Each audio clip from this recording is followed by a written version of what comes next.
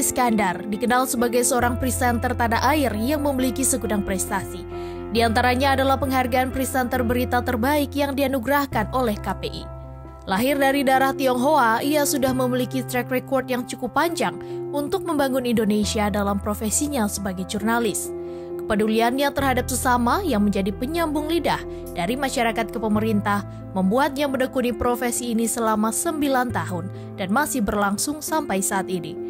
Simak kisah selengkapnya di program From Minor to Major Nasionalisme Tionghoa berikut ini. First of all, boleh tahu nggak apa kesibukan Kak Zil saat pandemi sekarang ini? Oke, kesibukanku masih kurang lebih sama seperti sebelum pandemi, cuma memang mengurangi frekuensinya saja. Kalau kerja masih siaran di Metro TV, cuma sekarang kita siarannya satu presenter itu kadang-kadang dapat WFH sekali dalam seminggu. Jadi 4 hari masuk, 3 harinya bisa dari rumah. Selebihnya aku masih ngambil job, off air, MC, moderator, speaker, dan lain-lain itu dari rumah. Setelah itu udah banyak berkurang sih ya. Kalau dulu kan kita masih bisa ngumpul-ngumpul, bersosialisasi, coba ini itu di luar rumah, tapi sekarang sangat mengurangi itu. Gitu, Bray. Jadi sekarang yang penting survive, bertahan hidup. Jadinya sekarang MC semua kan kalau dari rumah jadinya it's very digitalized dan pasti Kak Zil juga very canggih dengan green screen atau camera handling kayak gitu ya. Exactly, biasanya aku ada office di atas, aku siapin green screen, lighting and so on. Cuma karena ini interview, jadi I think it's okay dari sini aja. Of course. Yes, thank you so much for agreeing to it juga. Nah, sebagai orang yang berprofesi sebagai presenter TV berita yang pada dasarnya juga seorang jurnalis, seperti apa Zilvia menjalani profesi tersebut? Dan apa sih motivasi Zilvia untuk dalam menjadi seorang jurnalis? Seperti apa menjalani profesi ini? Profesi ini menuntut kita untuk selalu belajar, yang pasti. Kemudian banyak mengenal orang, banyak berteman, banyak mencari tahu. Kemudian profesi ini juga menuntut kita untuk banyak riset. Kemudian tidak percaya begitu saja kalau misalnya ada statement-statement di luar sana atau ada berita-berita di luar sana. Profesi ini menuntut kita untuk bekerja cepat, dinamis, kemudian juga untuk bermanfaat untuk orang lain.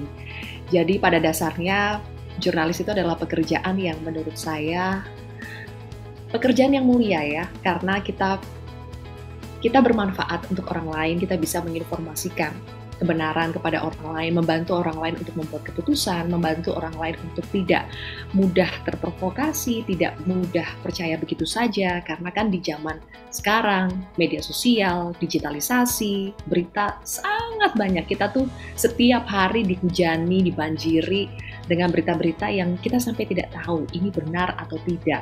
Di grup keluarga misalnya, banyak sekali berita-berita yang asal share aja, share forward aja, tanpa kita make sure dulu kan sebetulnya ini berita benar atau tidak. Dan tidak jarang di zaman sekarang itu banyak sekali orang yang kemakan hoax, bahkan mereka bangga, mereka merasa, wah saya sudah menyebarkan informasi, saya sudah mengasih tahu banyak orang, tanpa tahu itu informasinya benar atau tidak.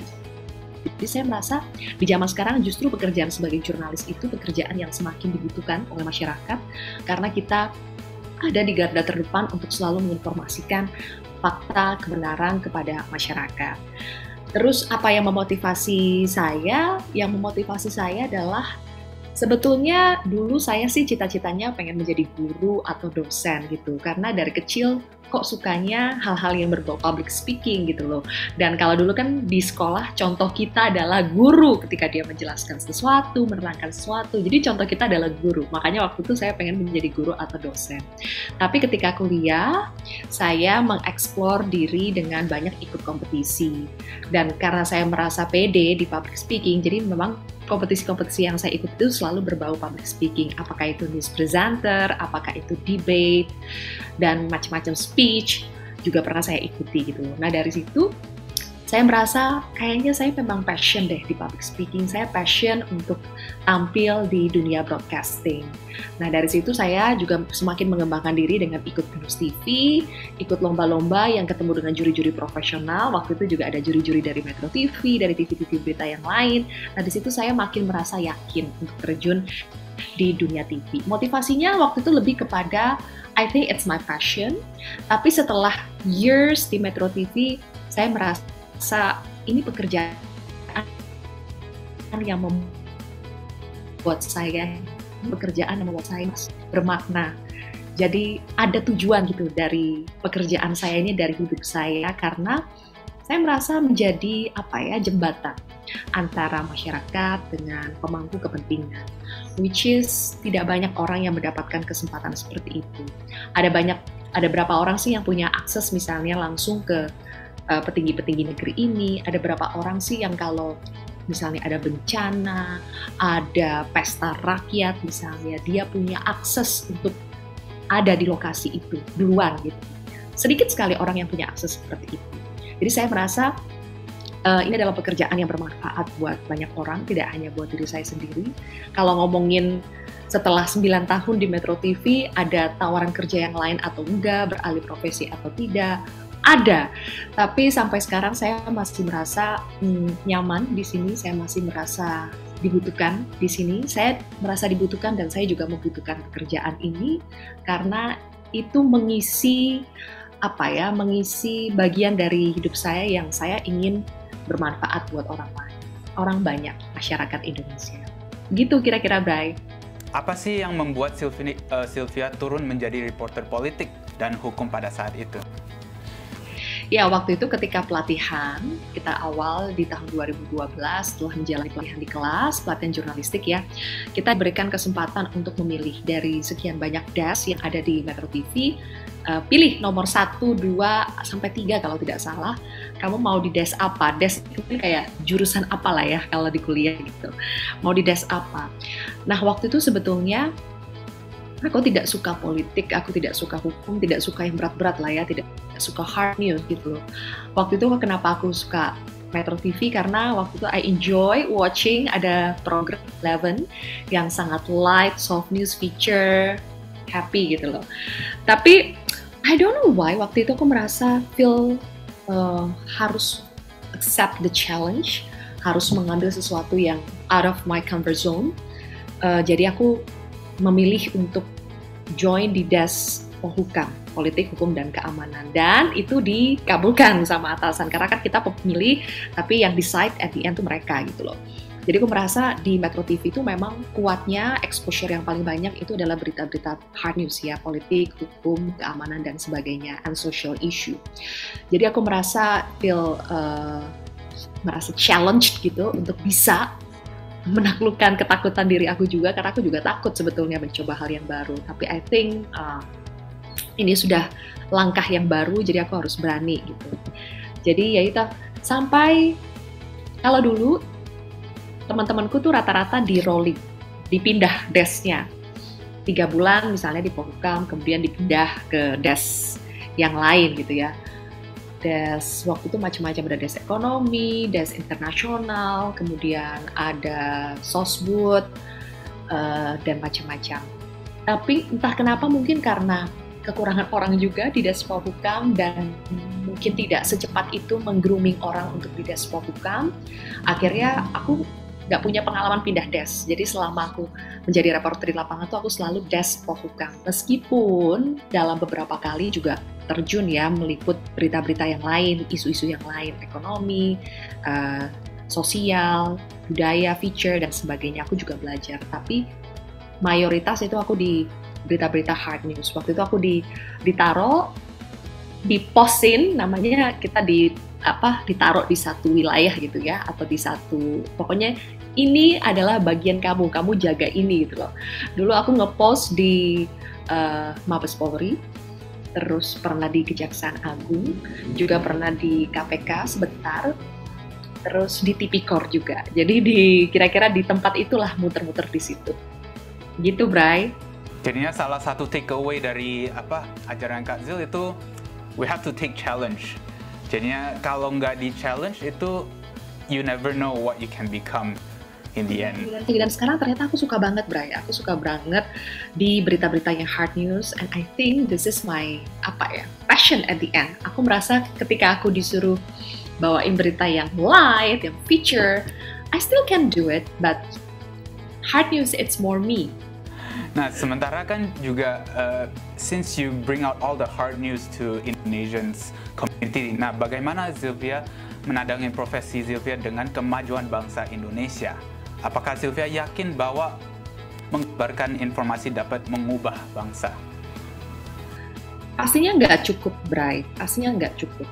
Sekarang informasi itu bertebaran di mana saja, banyak platform, tidak hanya TV gitu loh. Banyak orang yang memprediksi bahwa pemirsa penonton di TV itu dari tahun ke tahun itu semakin turun pemirsanya, penontonnya. Nah, disitulah aku merasa it's another challenge lagi nih, bagaimana kita bisa menjaga image kita, menjaga integritas kita, kemudian juga tetap bisa berkompetisi di era seperti ini ketika kita juga bersaing dengan banyak platform. Bahkan sekarang seorang YouTuber, siapapun, selebriti, mereka bisa loh interview orang gitu loh. Jadi sekarang tidak perlu lagi kayaknya seorang news anchor, kok semakin banyak orang yang membuat podcast, buat YouTube channel sendiri, interview sana sini gitu loh. But I think it's okay, it's a part of perkembangan digitalisasi yang kita nggak bisa hindari gitu loh. It's okay, we shall accept it. Dan justru kita harus banyak belajar juga, banyak belajar bagaimana kita juga harus evolving, harus lebih kreatif lagi, menyesuaikan kondisi dengan pemirsa kita sekarang, menyesuaikan kondisi dengan perkembangan digital sekarang. Jadi itu bagus justru ketika ada muncul kompetisi-kompetisi ini membuat kita justru tidak lengah ya. Selama ini mungkin kita merasa hebat sendiri gitu loh, kita sudah menguasai pemirsa untuk TV berita, misalnya untuk orang-orang yang suka berita, itu ke TV-TV berita. Tapi sekarang dengan adanya banyak persaingan seperti ini, channel lain, justru kita semakin growing ya. My point is, menginformasikan saja itu tidak cukup. Kalau hanya sekedar memberitakan, kalau hanya sekedar bertanya, semua orang juga sekarang bisa melakukannya. Bahkan anak kecil pun bisa bertanya gitu loh. Tapi pekerjaan sebagai jurnalis, sebagai news anchor itu menurut saya kita punya tanggung jawab yang besar. Kita punya beban moral juga gitu loh. Jadi kita tidak bisa sembarangan, kita terikat pada kode etik jurnalistik, kita tidak bisa sembarangan bertanya, sembarangan menyampaikan sesuatu pendapat kita bahkan. Jadi benar-benar semuanya itu harus berdasarkan data, kemudian kita juga harus pintar-pintar memahami psikologi masyarakat, mengetahui sebetulnya yang menjadi harapan dan pertanyaan dari masyarakat itu seperti apa. Jadi setiap pertanyaan yang kita ucapkan harusnya mewakili masyarakat, bukan mewakili kepentingan pribadi atau kepentingan institusi. That's what I believe. Jadi menginformasikan saja itu tidak cukup, harus ada tanggung jawab di situ. Dan I think kalau kita mau mengubah Indonesia,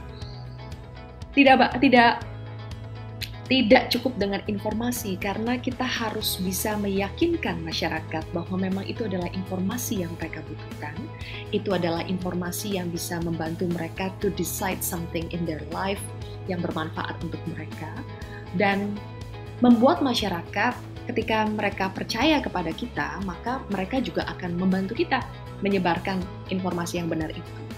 Jadi kalau sudah seperti itu, kita punya kredibilitas, kita reliable, dipercaya sama masyarakat.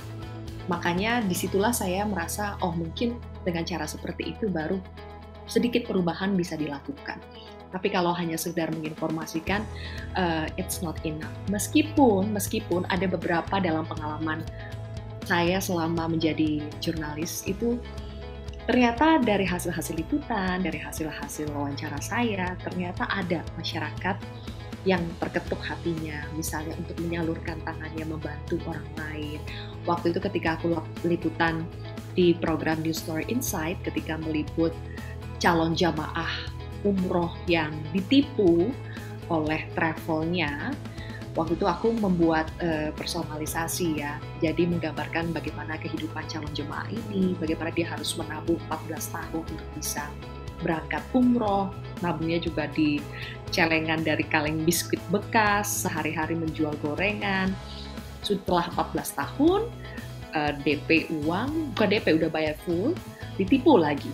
Nah ternyata setelah menonton kisah itu, ada loh pemirsa yang terketuk hatinya, kemudian menghubungi Metro TV, dan akhirnya si ibu itu, si nenek ya, udah tua soalnya, dia berangkat umroh gratis dari pemirsa Metro TV. Terus ada juga pernah saya meliput sepasang kekasih yang mereka tuh dirundung, mereka dipersekusi karena dikira kumpul kebo ya dalam satu rumah gitu. Mereka dipersekusi oleh orang-orang di desa itu, diarak, ditelanjangi, mereka mendapat perlakuan yang tidak manusiawi lah ya.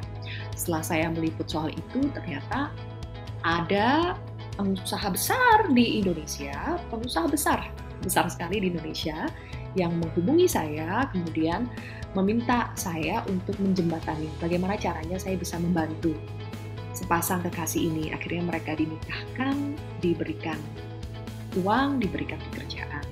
Jadi itu contoh-contoh kecil yang menurut saya, oh ternyata dari pekerjaan saya menginformasikan, itu bisa ya membawa dampak nyata, konkret untuk orang lain.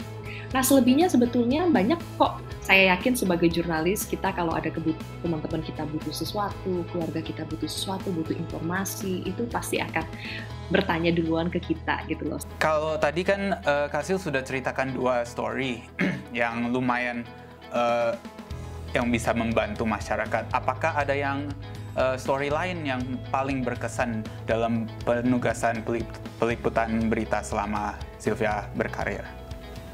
Tadi Brian udah mention ya ketika Pak Antasari Azhar itu keluar dari penjara setelah belasan tahun di penjara, dia terpidana membunuh seseorang gitu ya, mantan ketua KPK yang waktu itu kasusnya heboh sekali gitu loh.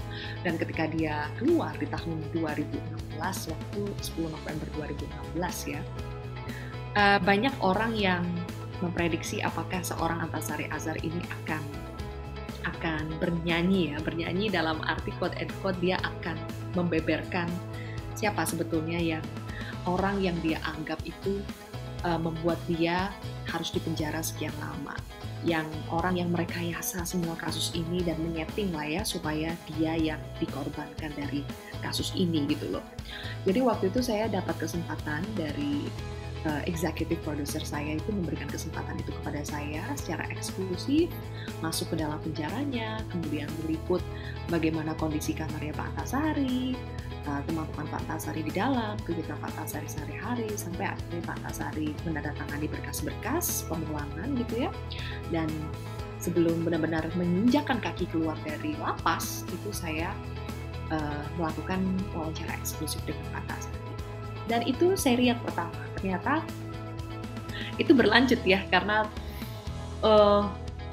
berkembang terus isunya, sampai akhirnya saya tiga kali wawancara Pak Antasari. Dan itu memang juga momennya agak politis karena dekat juga dengan Pilkada DKI waktu itu tahun 2017 ya. Jadi sangat politis waktu itu, sangat challenging, ada tekanan juga, tapi saya merasa bangga karena bisa melewati semua itu, dan saya juga bisa bertanya yang mewakili pertanyaan masyarakat tanpa harus saya merasa tanpa harus menyudutkan pihak-pihak lain, tapi biarkanlah waktu itu Pak Antasari yang bercerita versi dia, dan saya pun juga tidak menelan mentah-mentah apa yang disampaikan oleh Pak Antasari gitu loh. Tapi saya juga men-challenge apa yang beliau sampaikan dengan data-data yang sudah saya siapkan gitu loh.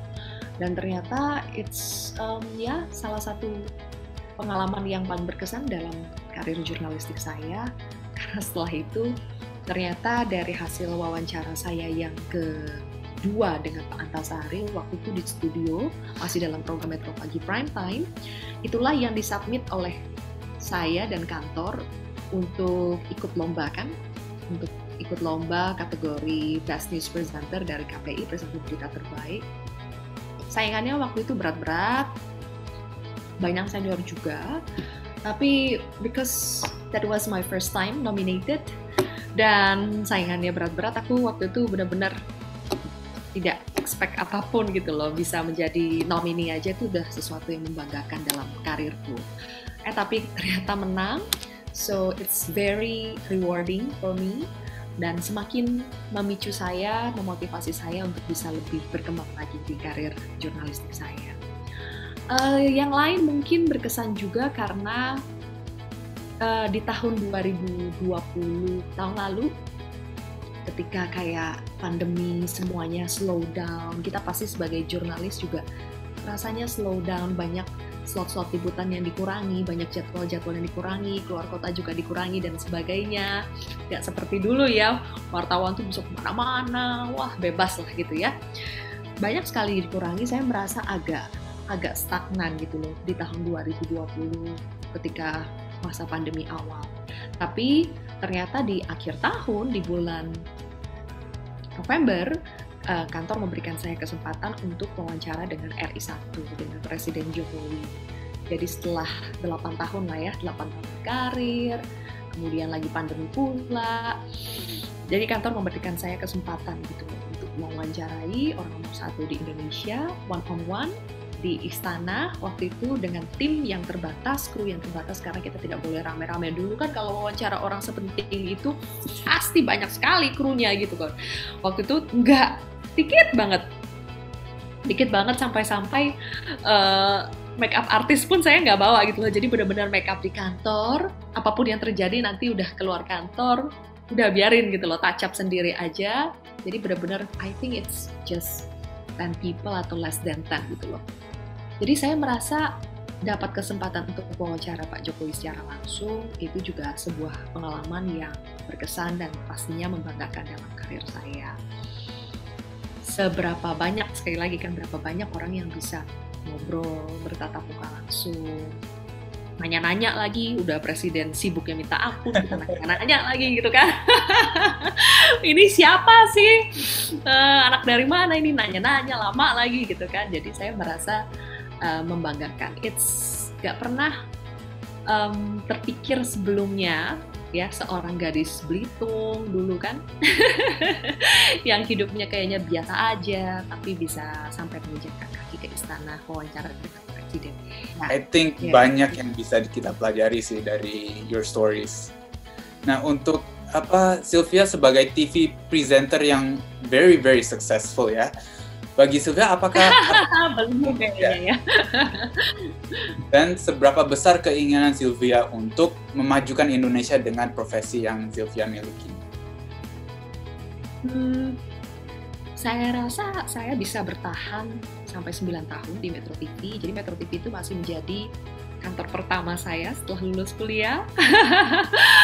Profesi resmi pertama saya setelah lulus kuliah sebagai presenter, jurnalis. Sampai sekarang belum berubah. Jadi saya merasa dengan bertahun-tahun saya di Metro TV, pasti karena ada bagian dalam diri saya yang ingin berkontribusi, bermanfaat buat masyarakat Indonesia dengan jalur ini gitu loh. Saya merasa ini jalur yang tepat buat saya untuk bisa sedikit banyak membantu Indonesia, membantu masyarakat kita. Saya tidak muluk-muluk ya. I don't think that I can change the world, I can change Indonesia just by being a journalist. Tapi I think by having this small portion, it's already enough for me. Dan mudah-mudahan harapan saya dengan ada banyak jurnalis di luar sana, kita bisa bersama-sama sih membantu masyarakat kita menjadi penyambung lidah antara masyarakat dengan the government. Dan itu susah sekali untuk dilakukan oleh orang-orang biasa. Saya yakin itu. Karena ya tadi, orang-orang biasa itu mungkin pasti udah nggak sempet lagi gitu loh. Sekedar untuk mencari makan saja mereka sudah sibuk gitu kan. Apalagi mereka harus memperjuangkan nasib mereka itu dengan cara apa kalau tidak lewat orang-orang yang memang punya akses gitu loh untuk memperjuangkan nasib mereka supaya lebih baik. Sebatas misalnya masyarakat yang seharusnya mendapatkan bansos di tengah pandemi, tapi mereka tidak dapat. Mereka bisa teriak kemana? Mereka bisa menyampaikan itu kemana? Iya, kalau misalnya perangkat desa mereka, RT RW mereka, kepala desa mereka itu benar-benar bekerja membantu mereka. Tapi kalau tidak, ya tidak akan ke blow up kalau misalnya mereka tidak dapat dana bansos, kalau misalnya mereka bansosnya udah dapat tapi dipotong. Nah, harus ada orang-orang yang katakanlah memblow up itu, menceritakan itu supaya nih pemerintah dengar nih, karena pemerintah juga pasti sibuk juga. Mereka pasti sibuk melakukan pekerjaan ini itu, sehingga yang kecil-kecil kayak gini tuh harus ada orang lain yang untuk cari tahu, melaporkan apakah betul. Kita jadi watchdog gitu loh. Kita menjadi yang menilai, kita jadi yang mengawasi apakah betul antara anggaran yang sudah dialokasikan, antara kebijakan yang sudah dibuatkan, betul tidak diimplementasikan dengan baik oleh orang-orang yang ada di bawah. Betul tidak manfaatnya, outputnya itu diterima oleh masyarakat. Jadi media itu sebagai watchdog, kita yang mengawasi, kita yang menyampaikan kalau misalnya ada sesuatu yang tidak sesuai dengan yang seharusnya. Jadi dengan itu saya merasa sedikit banyak bisa memajukan Indonesia, bisa membantu masyarakat kita. Gitu, Bray. Tapi I think it's very important for everyone to know your profession as well as also like soalnya Indonesia kan juga sudah mau coming into the 76th year of independence. Nah, I think what I was trying to say is kalau mimpi nggak bisa dari 0 sampai 100 langsung, harus mimpinya dikit-dikit. That's someone told me about it. Kayak if you want to dream just 10%, 20%, 30% dulu. Nah, dari situ once you reach 10%, nanti bisa 20% lagi, baru 30% lagi. Jadinya it's a slowly progressing development kayak gitu. Jadinya what you are saying is very I really hope Indonesia semua masyarakatnya itu tidak lagi memandang orang itu dari warna kulitnya, dari sukunya, dari agamanya, dari rasnya. Jadi I really hope SARA is no longer an issue in our country. Jadi ketika saya memberitakan misalnya kerusuhan yang disebabkan oleh SARA, it really hurts. Karena saya merasa Indonesia sudah merdeka 76 tahun, tapi tetap saja ada segelintir orang, oknum yang menjadikan SARA itu sebagai komoditas demi kepentingan masing-masing. Demi kepentingan politika, demi kepentingan kelompoknya kah. Kemudian menjadikan SARA itu sebagai jurang pemisah gitu loh di antara sesama manusia. So, I was really sad kalau misalnya ada berita-berita seperti itu. Yang mungkin karena part of me, saya juga seorang keturunan gitu di Indonesia, keturunan Tionghoa. Tapi kadang-kadang saya sampai lupa gitu loh. Saya sampai lupa kalau saya ini adalah keturunan Tionghoa. Ketika misalnya ya, ini waktu itu saya pernah wawancara about Papua. Di situ ada Papua, kemudian ada orang Jawa, ada yang agamanya Islam, saya sendiri Buddha, kemudian ada yang Kristen, dalam satu forum, dalam satu meja. Terus kita foto gitu kan. Pas kita foto, ada netizen yang komen, karena setelah saya nge-post, komen, wah ini perwakilannya lengkap nih, Indonesia banget nih. Terus saya sampai, oh iya ya, bener juga ya, di foto ini lengkap ya perwakilannya ya. Semualah, agama, terus warna kulit, ras, lengkap ya. Tapi at the first time saya malahan tidak melihat itu gitu loh. Saya merasa melihat ini foto biasa saja. Nah dari situ saya berpikir, oh saya sudah melihat orang itu bukan karena saranya. Saya melihat orang ya semuanya tuh sama gitu loh. Bukan karena saranya, tapi lebih karena nilainya, karakter dia sebagai seorang individu, nilai-nilai yang dia jalankan sebagai seorang manusia, kebaikan dia, integritas dia, profesionalisme dia gitu.